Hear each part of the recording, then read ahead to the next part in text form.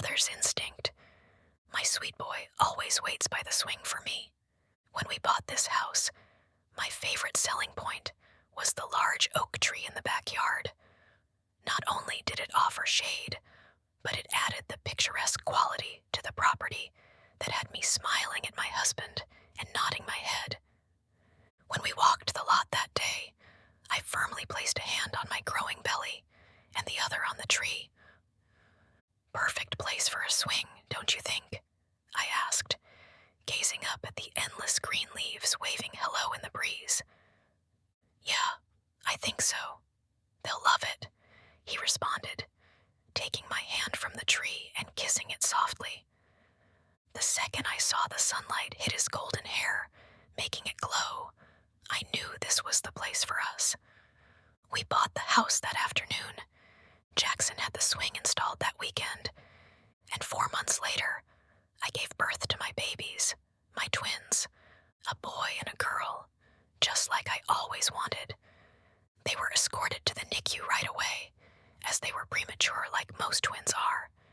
And sadly, my beautiful Rosalie didn't make it through the night.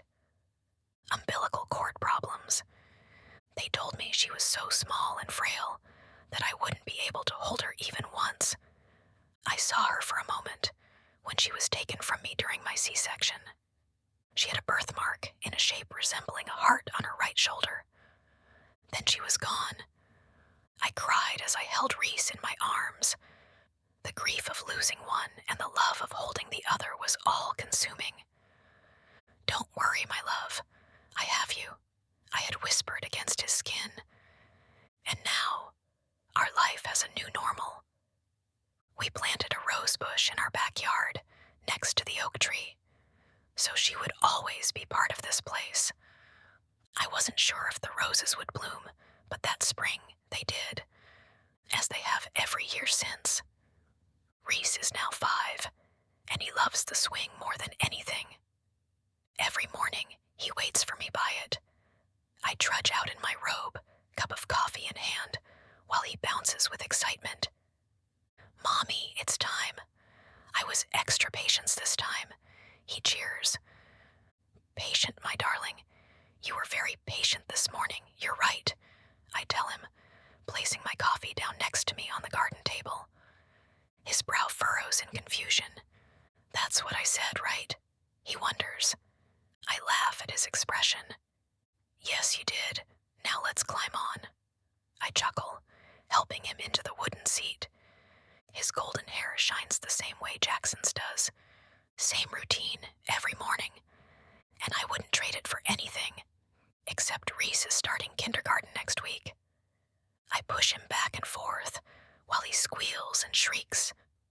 He has spent every day with me since he was born, and the thought of sending him somewhere else every day is shattering my heart. I had half a mind to keep him home with me, try homeschooling, but Jackson discouraged it. "It will be good for him. You can't be his only friend," he said, rubbing my back. I sighed and begrudgingly agreed. "Are you excited to make some new friends?" I asked between pushes. "Yeah," he cheers. "Well, that settles that." After our morning ritual, I tell Reese it's time for his breakfast. He jumps off the swing and holds my hand as we cross the backyard. "Morning, Rosie," he sings, waving his fingers at the rose bush. We cross the backyard porch, and he bounces into the house at full speed. I turn to close the sliding glass door and kiss my fingertips before touching the glass. "Morning, my darling girl." The next week goes by in a flash. Jackson and I drop off Reese at kindergarten with his new backpack that is bigger than he is. I do admit, I cry when I hug him goodbye. "Be such a good boy today. I will see you at 3, I say into his hair. "Okay, Mommy, I'll be good," he cheers, before turning to Jackson for a similar exchange. After our tearful goodbye, he takes his new teacher's hand and heads into the school painted with primary colors.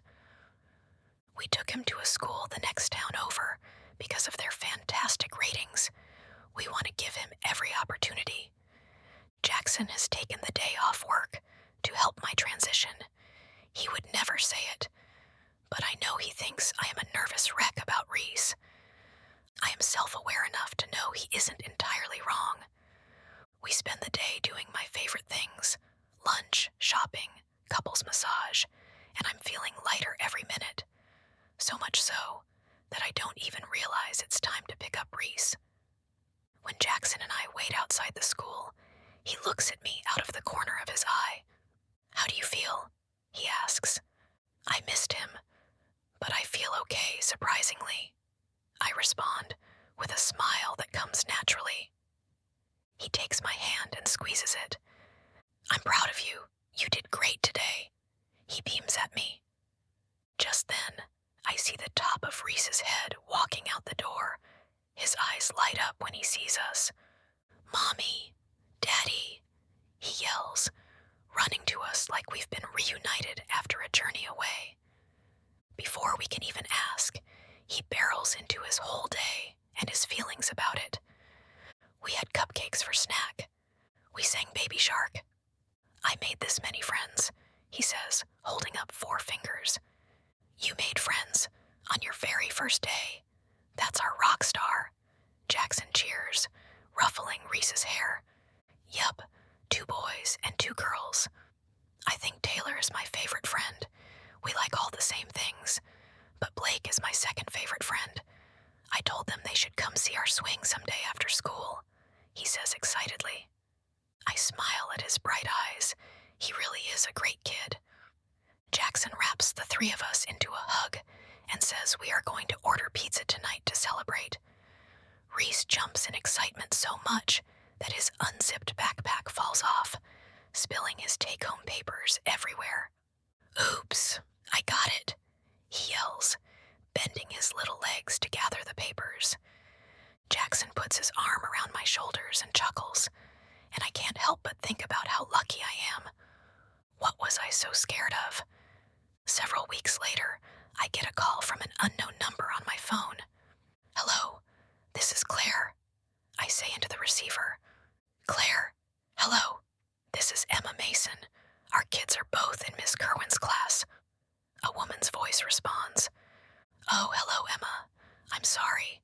Who is your child? I'm sure Reese has mentioned them," I say, putting down the pan I was just cleaning. "Taylor, I hear they are becoming fast friends," she responds. "Yes, Taylor. Reese told me they like to hunt for bugs at recess."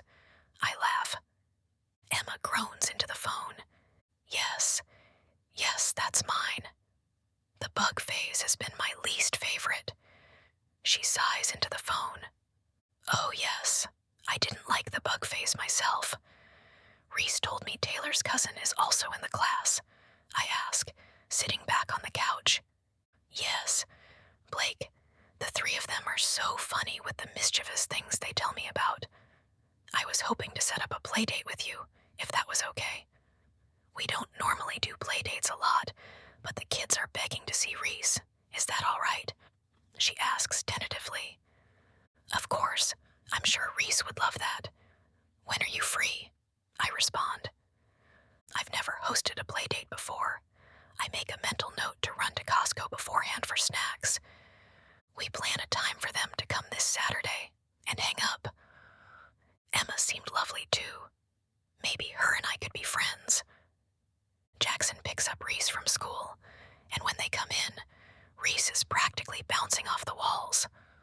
"I take it that you're excited?" I ask between laughs. "Yay, I want to show them my room and my swing and my toys.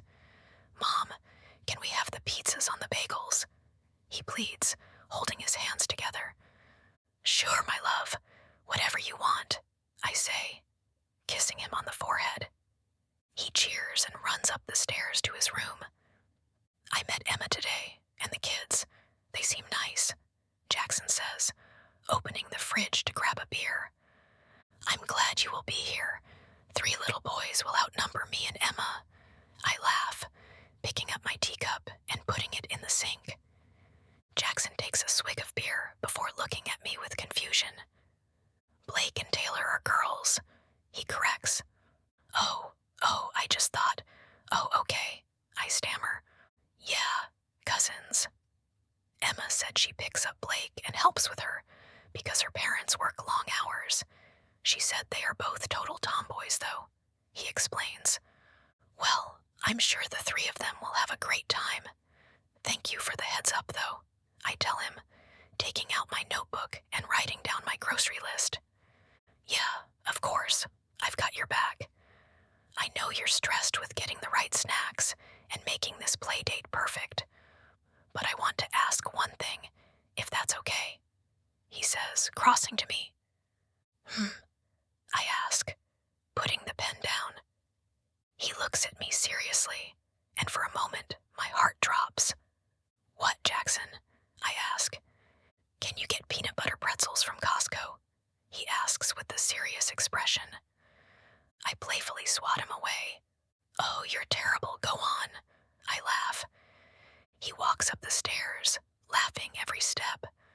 Saturday afternoon arrives, and I have cleaned my house twice. I have scrubbed every surface, laid out a pleasing assortment of snacks, from fruit and veggies with peanut butter, all the way to goldfish and pizza bagels.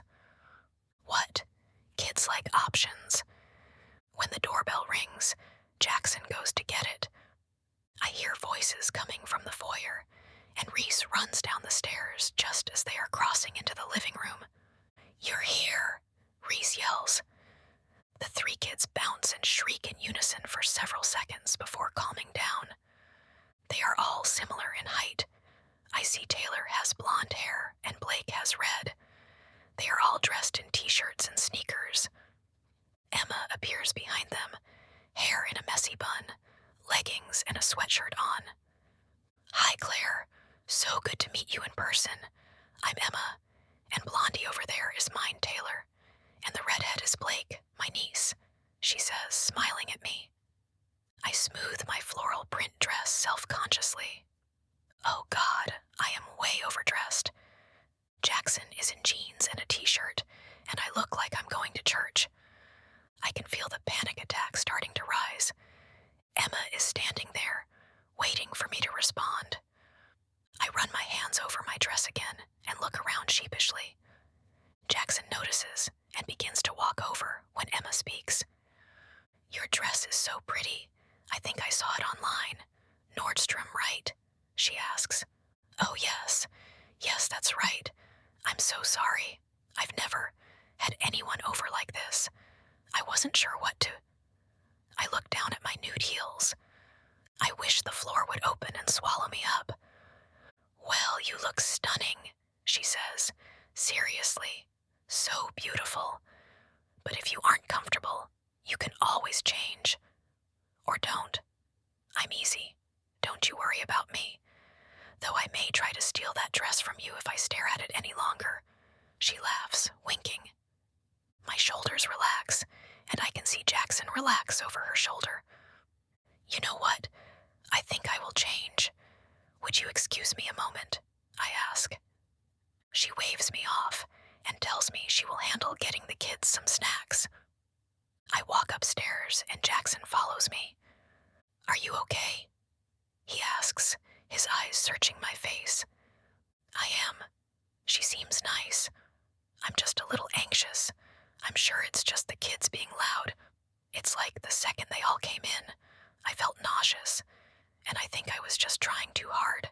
I respond, taking a baggy pair of jeans and t-shirt out of my closet. Okay, I'll see you down there, he says, kissing my hand like he always does, before leaving the room. I change quickly, and I'm looking in my mirror, trying to place my hair in a ponytail, when I hear a small voice. Hi. I jump. Blake is standing at my bedroom door. She really is a tomboy. She has her long red hair tied up in 2 braids. She has a baggy Superman shirt on, with jeans and red Converse.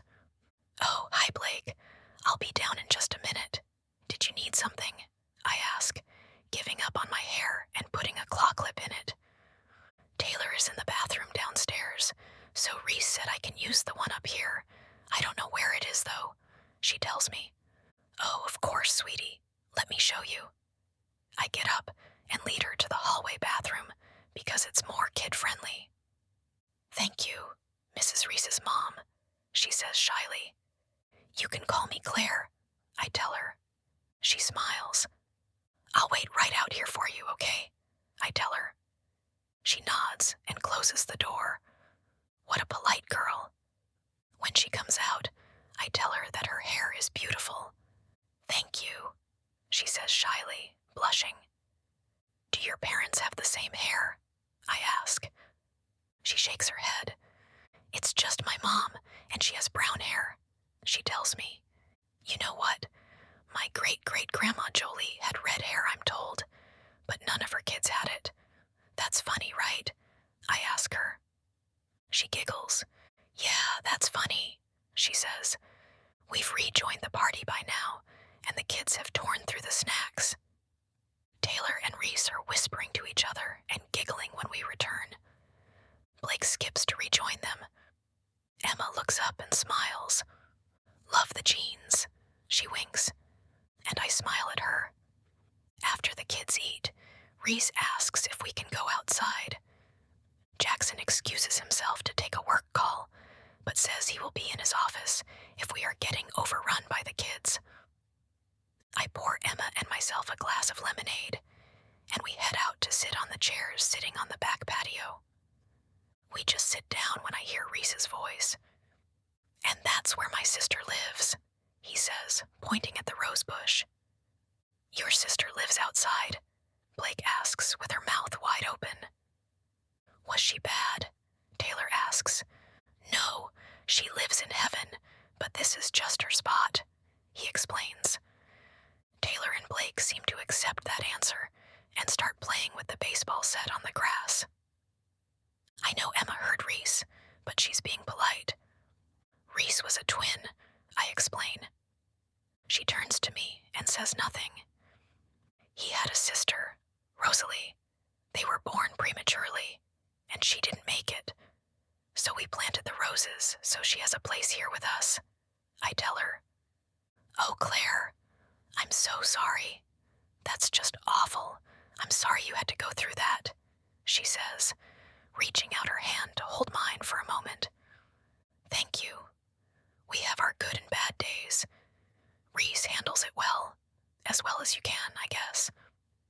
He talks to her a lot, though. I catch him out here talking to the roses. I choke on the last word. We don't have to talk about it if you don't want to, Emma says reassuringly. I nod and give her a sad smile. We watch the kids play for a few minutes, and it seems so natural. Makes me wonder why I waited too long to encourage Reese to make friends. I turn to Emma to ask her about herself when we hear a shriek. Our heads both jerk to the noise, and Taylor is sitting on the ground, holding her foot. Mom, Reese cries.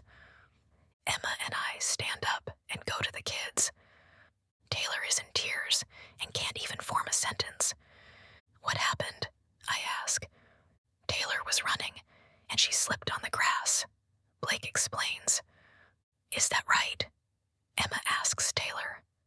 She nods between sobs. Emma raises her pants leg and looks at the leg.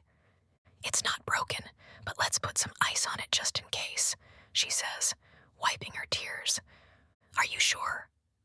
I can watch Blake if you want to take her to urgent care, I tell her. She shakes her head. Oh no, she will be okay. I'm actually an ER nurse. Blake's mom too.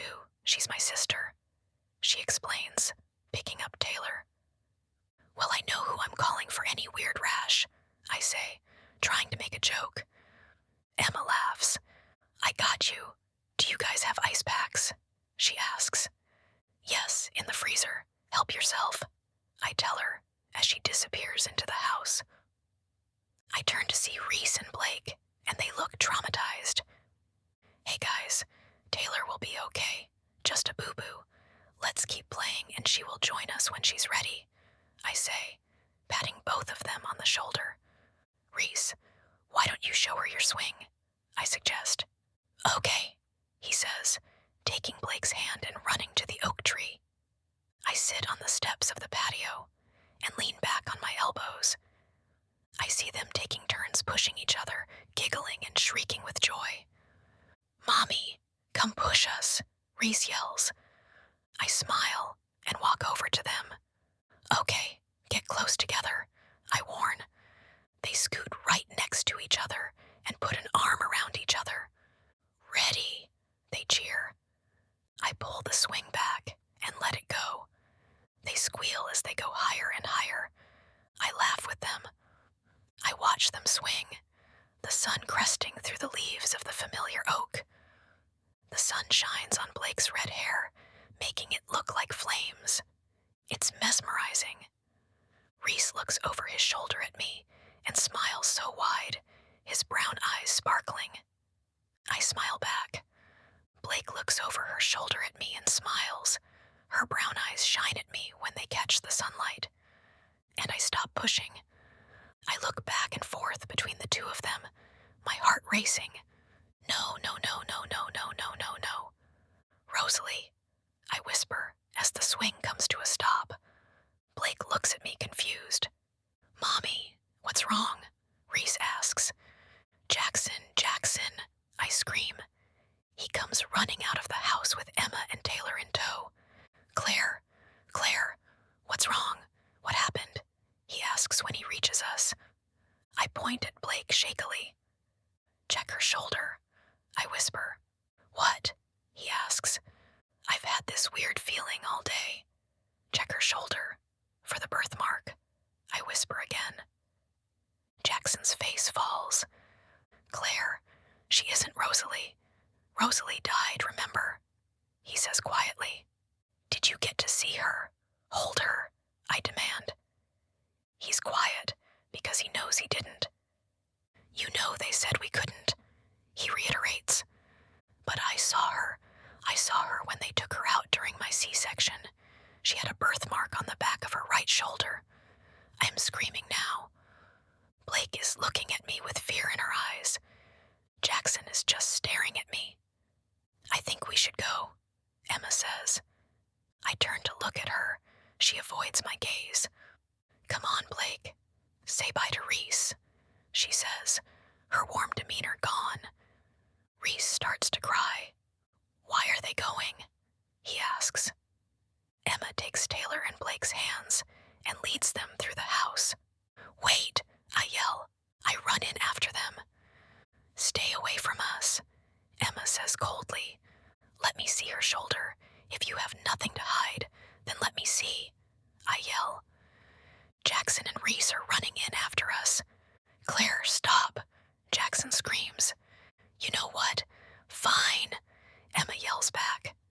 She pushes Blake's hair out of the way and pulls open the neck of the shirt so I can see her right shoulder. Nothing is there. No, I thought, I was sure. I just had a feeling since you got here," I stammer.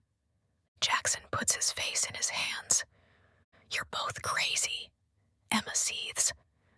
Emma opens the door and pushes Blake out first. "Blakey doesn't have the special spot," Taylor says quietly. Emma stops.